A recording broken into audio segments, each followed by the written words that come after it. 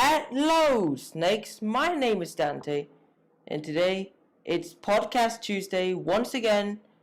And this time I'm going to go back into the color review series for M21, and we got blue. The final podcast of this next one will be on green. This is on blue, and yeah, let's just head into the combo of the day, and we have.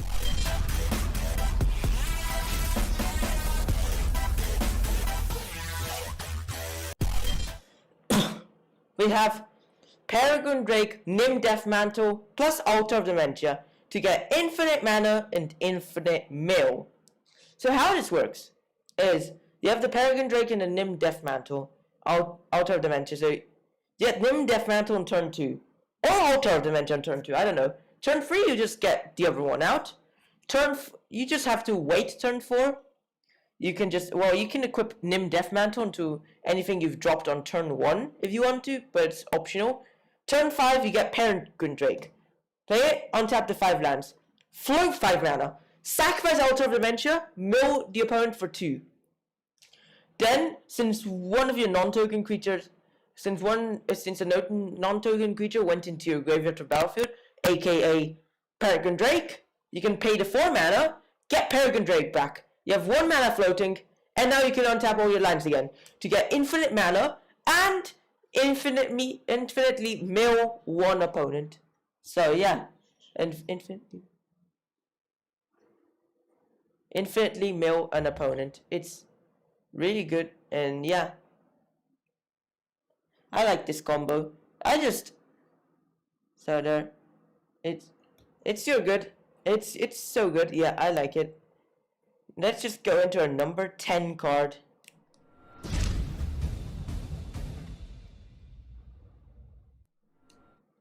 Mistral Singer.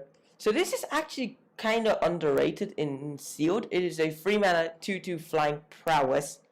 It's really good because it flies, which is great. Anything that has flying in Sealed most of the time good card. And prowess, because there's so many non-creature spells in this set, is actually very great. I like the Mistral Singer just because of flying prowess and a good mana cost as well. So if you have it, if you have it and you're playing blue, just run it. It's so good. Oh, this podcast is for Sealed and sometimes even Draft. So yeah, these cards aren't generally great and constructive to play, but all of these cards are great for Sealed play. And combo of the day, there's going to be one combo every day at 5 p.m. CET, or during the podcast at 6 p.m. CET. Remember that. So yeah, this is Mistral Singer. That's our number 10. And now we have our simple number 9. We have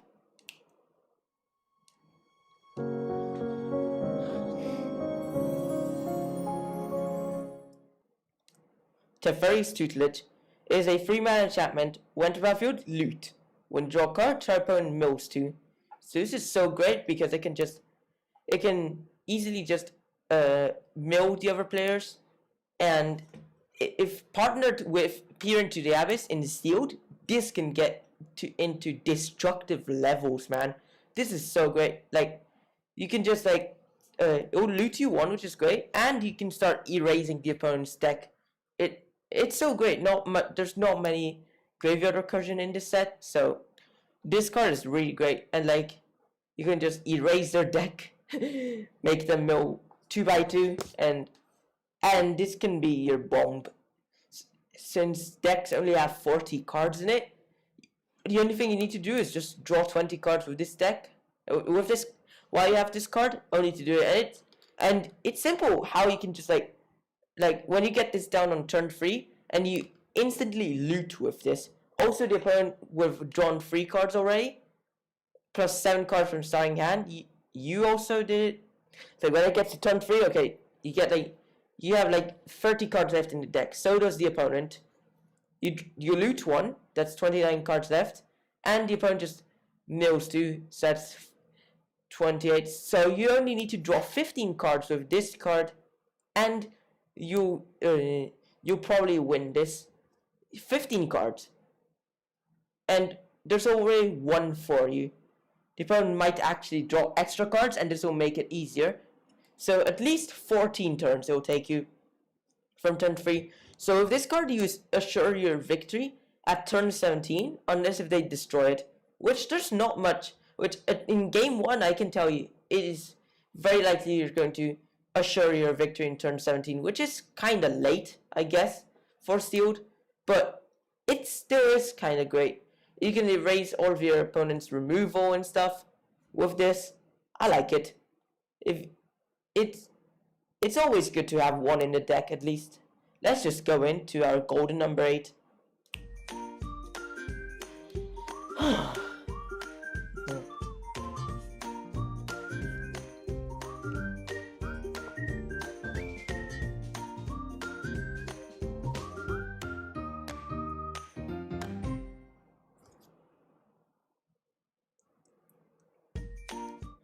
We have Miscast. It's really great. I mean, there's actually a good amount of instants and sorceries in the set to make this card really great, because it's a 1-mana instant, counter to instant or sorcery spell unless its control pays 3. With 3 is kind of great amount for sealed. Everything's kind of cheap. And if you counter it, you can just assure it gets countered. Like if you can, even then if the opponent doesn't. Even then, if the opponent has the mana, you can just wait until they tap. Whoa! Thanks for following, Warrior Radchenko. So yeah, hello there. How are you? And thank you for following. Wow. Yep. Thank you very much. I really appreciate it. Also, stay tuned for the podcasts every Tuesday at 6 p.m. CET, and yeah, well, welcome to my channel. Thank you very much. Yeah, and we have the Miscast is just really great, and it's cheap, quick, and literally nearly counters any instant sorcery, which can end up like, it's great at countering removals. Like there's so, like if you're playing sealed, you need removals in your deck just to get rid of the opponent's big things. And Miscast is a removal to the removals. This is really good. This is actually impressive. So yeah, I'd run that if you were using blue and you had it. And it's also kind of cheap. Like, yeah, I like that card. Let's just go into our simple number 7.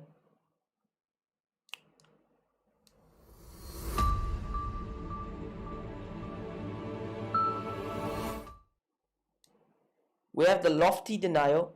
Oh. Yeah, I'm good. You?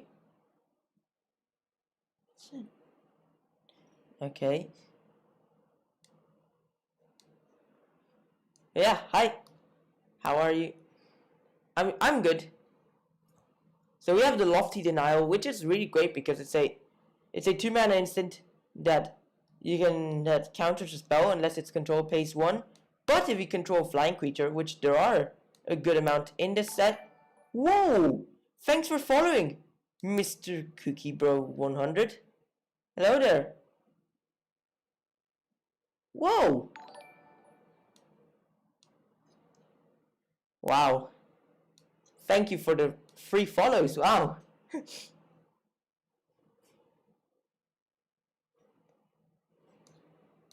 It's just really, thank you very much. Thanks for the follows. Yeah, I'm good. So yeah, Lofty Denial is really great because of it's cheap as well, like I said, kind of like the Miscast. And it's really effective, like literally also like there's so many flying cards in this set, so if you're playing blue, you're gonna run some flyers in there. It's really great. I like it. So like even the 1-mana spike is actually great. It's good enough. But the 4-mana when you have the flying, even better. Yeah, there's so many flyings like Mistral Singer and stuff like that. Yeah, that's why I like the Lofty now. It is really great, you know. So yeah, just make sure to use it if you're playing blue. Oh yeah, hi Ryan, how are you?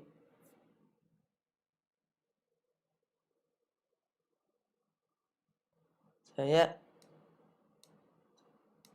this is just, it's really great. Yeah, I like the Lofty now. Yeah, let's just go into our number 6. We have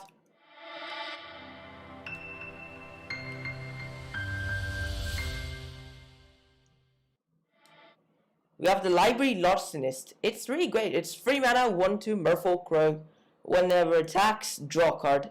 So yeah, this can be used to great effect if, like, just if you're using stuff like, for example, the using Tome Anima. This can be really great because Library Larcenist. Oh yeah, I'm good.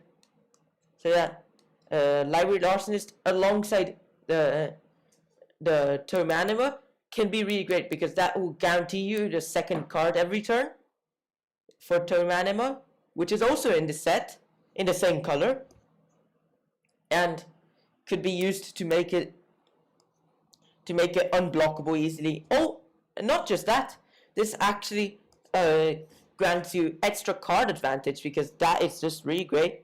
I mean, it's really great for sealed, and I mean, if this was worth 2 mana, this would have been played and constructed, but 3 mana is great for sealed.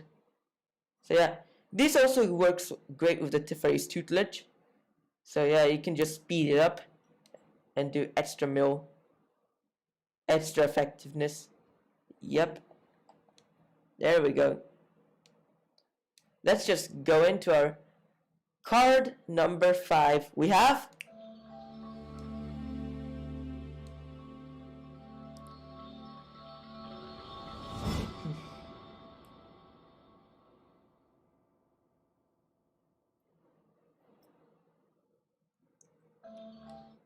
Capture Sphere. Is a 4 mana aura with flash enchant creature. When Capture Sphere enters battlefield, tap enchanted creature. Enchanted creature doesn't untap during its controls untap step. So it's really great because it can permanently like erase a creature until this gets like uh, deleted by some enchantment destruction item thing. I don't know, but any of their abilities still work. It's simply that they won't.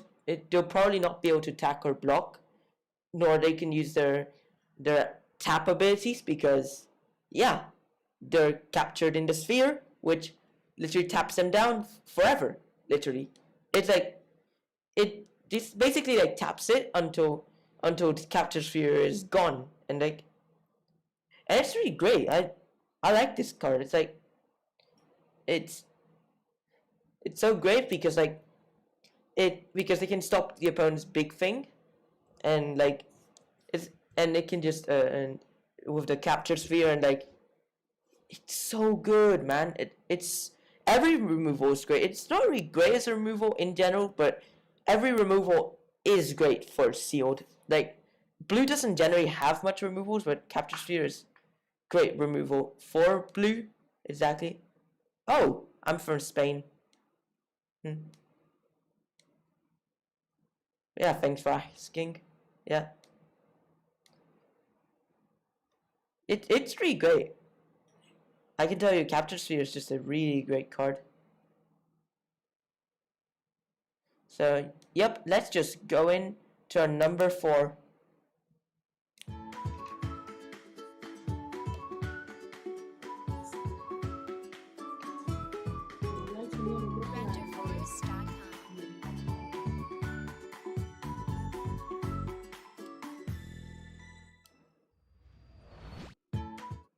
Okay, we have Barin, Tolarian Archmage. Is really great. Like, okay, bye. Bye then. Yeah, I know. Hmm. Okay, whoa, 5 viewers on Twitch. Hmm. I mean, well, yeah, this is a Baron is really great. It's a 3 mana 2/2 legendary creature, human wizard. When to battlefield, bounce a nerd target creature or planeswalker, and yeah, up to, yeah. And then at the beginning of your end step, if a permanent was bounced, this was put into your hand from battlefield this turn, draw a card. It's just, it's really great. I mean, well, the second ability isn't really that great, but it's really great how it's an unsummon attached onto a creature, which is kind of impressive, man. I like the function of like temporal removal and something to beat down your opponent, and sometimes even when when your opponent is playing bounce with Baron, you can actually draw off that. I mean, the second ability isn't really that important, but first ability is crucial, man. I like that card. It's so great. Yeah. This is why I put Baron on number 4 for the sealed cards. And we have our golden number 3. It is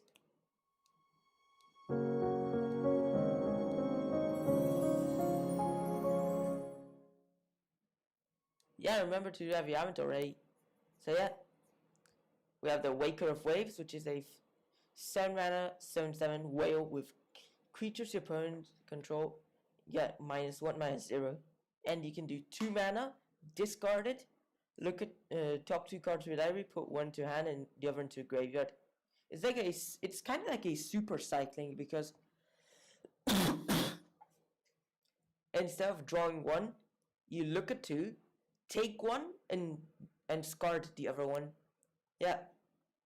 If you get early on in the game, you can benefit from its card advantage, selective card advantage actually, for 2 mana. And if you get late on in the game, it can just become a really big beast that can actually beat down on the opponent, help you win the game. Very great. It's a big creature that makes your opponent's creatures weaker. So you can do full tilts easily, just attack, and then they'll do less damage back at you. It's so great. I like the Waker of Waves. Yeah. This is why I put number 3. Let's just go into our number 2.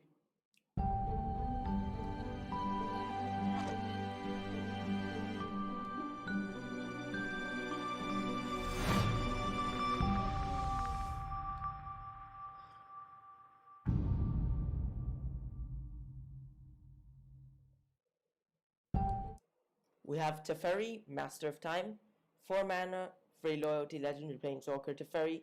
This is, if you have a planeswalker in a sealed match, you should always run it, man. You should always run it, run the color, and it's gonna win you some games.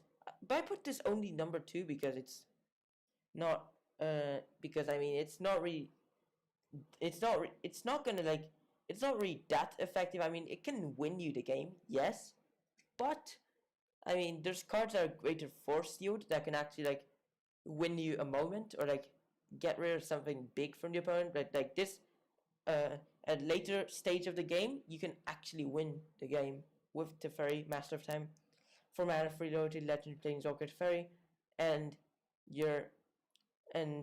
Teferi's loyalty abilities have flash, literally, yeah. +1, draw card, discard card. -3, target creature you don't control phases out. And by the way, if you haven't noticed, phasing is back.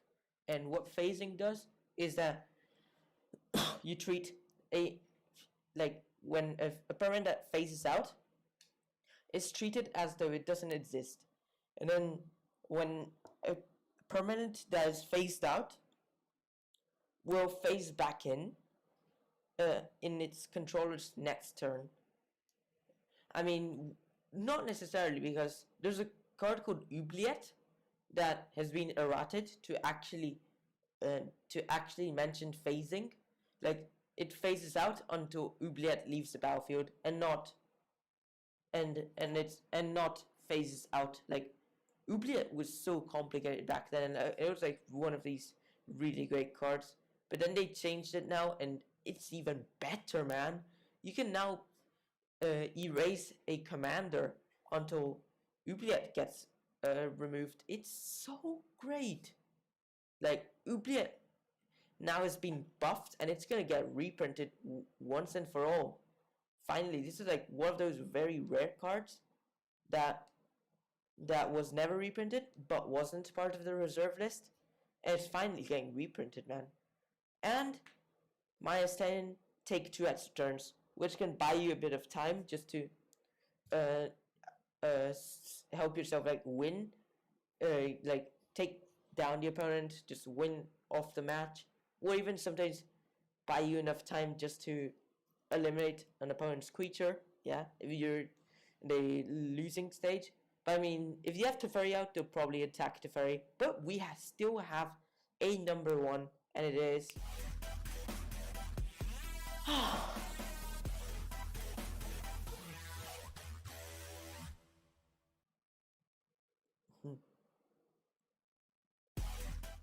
we have Enthralling Hold, which is a 5 mana enchantment or enchant creature, but you can't enchant an untapped creature. You control enchanted creature. This is the most effective way of removal in M21, maybe for blue, or maybe in general. Yes, eliminating an opponent's creature is great, but what about if you steal it instead? It is so great, man. It literally, like, you can take the opponent's big thing, like, let it attack you. You just let it attack you. Make sure it doesn't have vigilance or something, or somehow tap it down one way. Okay, you just block it if you wish, or just take the damage. Then just Enthralling Hold it on your turn, and then it's yours. So then you can start beating down the opponent. Once it untaps, once it becomes your turn again, and it can get great. And if they kill it, still, it was their creature. You already removed it from their side. What's really annoying is that they can sometimes break the Enthralling Hold. But that's the same thing with Capture Sphere. Capture Sphere is also prone to that. So yeah, and also Enthralling Hold can sometimes get the Enthralling Hold can sometimes get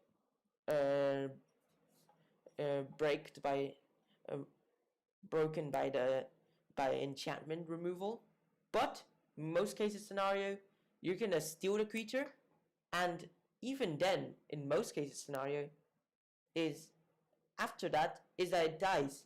So either way, hey, that was a creature removed from the opponent, and this would have been a bonus creature until the opponent eventually killed it. So yeah, this is really great. Number 1, you should use it, and it can win you games. Yup, even better than Teferi for sealed.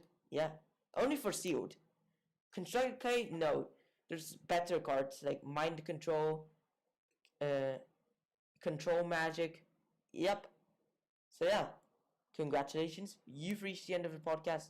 So why don't you like and subscribe if you haven't already, follow if you haven't already, share with friends, and stay tuned to our next video streams.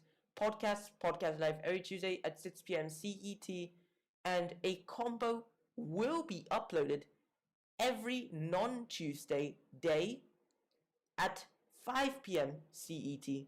So yeah, mark that time in your calendars and everything, wherever your time zone is. Just make sure compare Central European time to your time zone and mark it there. So yeah, thanks for watching, hope you enjoyed it, and bye.